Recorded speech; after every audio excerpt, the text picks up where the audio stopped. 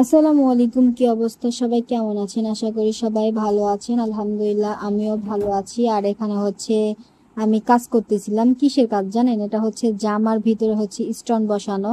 যে পুঁতির কাজগুলো আছে না, অনেক মানে বড় বড় শোরুমে যে জামাগুলো আমরা 4,000 5,000 টাকা করে কিনি, যে অনেক দেখতে অনেক সুন্দর, সেই জামাগুলোই হচ্ছে কি আমার ছোট বোন আবার নিয়ে আসছে, বলতেছে আমি করব।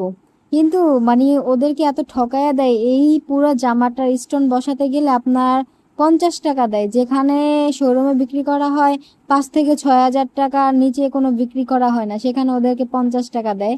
পরে আমি আবার একটু সাথে সাথে করে দিছিলাম যে দেখি কেমন লাগে, দেখি মজা লাগে, কিন্তু চোখ টোক ধরে যায়, বিরক্ত করা একটা বিষয়। পরে আমি ওকে আবার টাকা দিছি।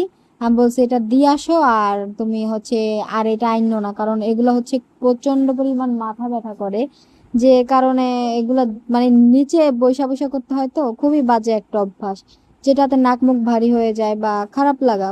করলে অন্য কিছু করা যায়, কিন্তু এইসব আজেইরা কাজ করার থেকে না করাই বেস্ট। কারণ দেখেন কতটা পরিমাণ সময় নষ্ট করতে হয়, যেখানে হচ্ছে শুধু 50 টাকা। আমার মানে একটা জিনিস ভেবে বা চিন্তা করে খুবই ভালো লাগে যে আমার হাজার হাজার ফলোয়ার্সের ভিতরে হচ্ছে কিছু কিছু মানুষ হচ্ছে আমাকে এত পরিমাণ ভালোবাসে। মানে তারা কিছু বললেই বলে যে আপু তোমার কথাগুলো ঠিক, তুমি রাইট কথা বলছো, তোমার কথাগুলো খুব ভালো লাগে।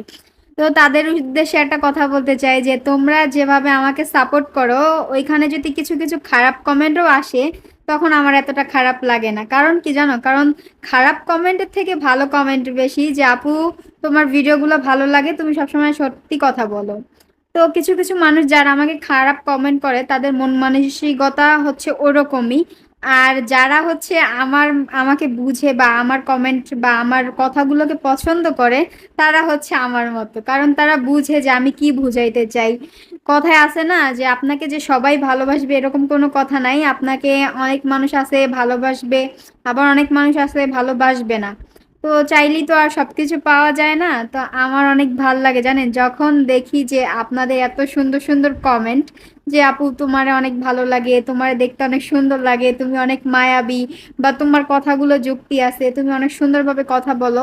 তখন মনে হয় যে এই কন্টেন্ট মানে ভিডিওগুলো আমি আরো আপলোড করার চেষ্টা করি।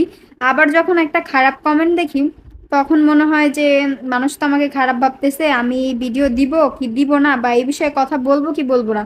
তখন আবার দেখা যায় কি এই ভালো কমেন্টগুলো বেশি আসে খারাপের থেকে। তো কিছু কিছু মানুষ আছে পিছনে লাগবেই, পিছনে না লাগলে হয়তো সফলতার দরজায় কখনোই যাওয়া যায় না। আর ইনশাল্লাহ আমি সফলতার দরজায় যাব, তো আমার পাশে সবাই থাকবেন।